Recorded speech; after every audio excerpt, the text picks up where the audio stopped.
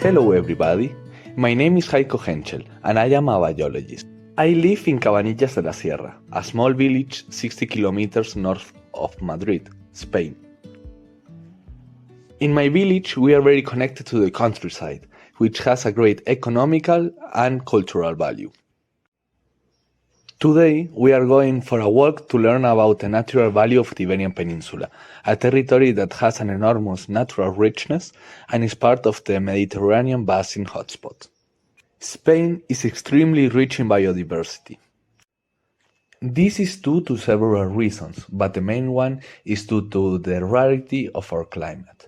The Mediterranean climate has high temperatures, especially in the summer where we can reach up to 40 degrees Celsius, and low rainfall, approximately 650 millimeters per year on average, with heavy rainfall in the spring and autumn. The most characteristic feature of our climate, however, is the summer drought.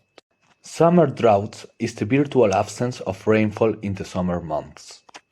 Its harsh conditions mean that animals and plants have to adapt to it. If there is one thing that stands out of the Iberian Peninsula, it is its enormous plant diversity.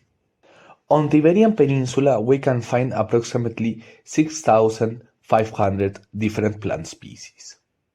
Of these species, around 1,800 are endemic to the peninsula. The fact that a species is endemic means that it can only be found here. An example of such endemism is Viola cazorlensis, a species that only lives in the Sierra de Cazorla, in southern Spain. Another species of our wonderful flora is the mirror orchid, Ophrys speculum, one of the many species of wild orchids. Another representative of the Iberian orchids is Serapias lingua. Other plant species is Pinguicula vallisnerifolia, also an endemism of southern Spain. As far as vertebrates are concerned, the Iberian Peninsula has a great diversity within Europe. Many species of reptiles and amphibians, frogs and salamanders, live here, many of them endemic.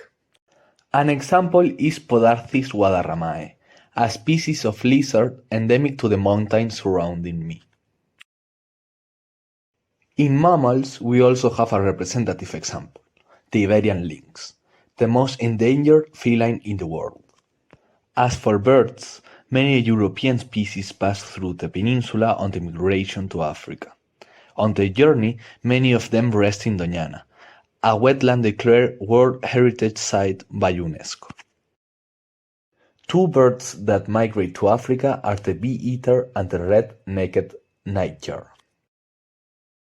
Other birds are endemic and stay here all year round, such as the majestic imperial eagle and the black vulture.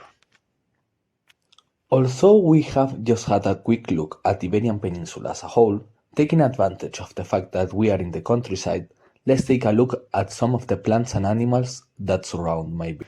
Here we have a cantueso, whose scientific name is Lavandula pedunculata. This plant is one of the many wild species of lavender. Although less fragrant than cultivated lavender, it also has a very nice smell and is used to make soaps. Here we have a botonera, also called Xantholina rosmarinifolia.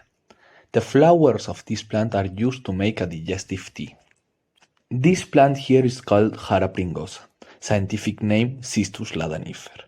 In Spanish, pringoso means sticky, as its leaves are very sticky. From this plant is obtained ledano, which was used as a cough syrup. Here we have a tapsia, whose scientific name is Tapsia villosa. This plant is toxic if ingested, but it is still part of our native flora and we love it just the same. We have just seen 4 of the more than 300 species of plant that surround my village. In terms of animals, we can find the common house martin, which migrates from Africa every spring. Another bird is the great tit, which is very common in the area.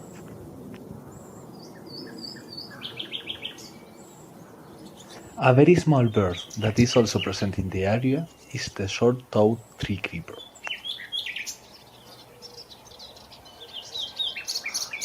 We also have a very large rabbit population. In the near mountains we have griffon vulture. If you look in the distance, those white spots on the mountain are the poo that has been accumulating, as they lay their nest there. Having seen Spain's beautiful biodiversity, it is unfortunately our turn to talk about the threats it faces. Habitat destruction and human persecution of species strongly threaten wild flora and fauna. Doñana, the resting place of birds on their migration, is drying up due to abusive use of water. In the 1990s, there were fewer than 100 Iberian lynx. The wolf, once widespread throughout the peninsula, has disappeared from much of it. In these mountains, the wolf has been extinct for more than 50 years. In addition, we have climate change, which is leading to higher temperatures than normal and more frequent droughts and fires. However, more and more efforts are being made to preserve the natural environment. Spain is one of the territories with the most protected areas in Europe. At the same time, the Spanish government and the European Union have financed multiple species recovery plans and have protected a multitude of species. Thanks to this, the Iberian lynx has grown in 30 years from having less than 100 specimens to more than 1,600 today. The wolf is today in full expansion. After 50 years, the wolf is coming back to Madrid. There is still a long way to go, but we are moving in the right direction. Doñana, for example, continues to dry up and we have to stop it from happening. Protecting the environment is everyone's responsibility as a society. The first step to preservation is knowledge, and I hope you have learned by watching this video. If you want to continue learning, I strongly encourage you to download the eNaturalist app. eNaturalist is a citizen science platform that not only helps scientists to learn more about the biodiversity of different territories, but also helps you learn, thanks to its algorithm, to recognize species. Go out into the countryside, learn and defend nature.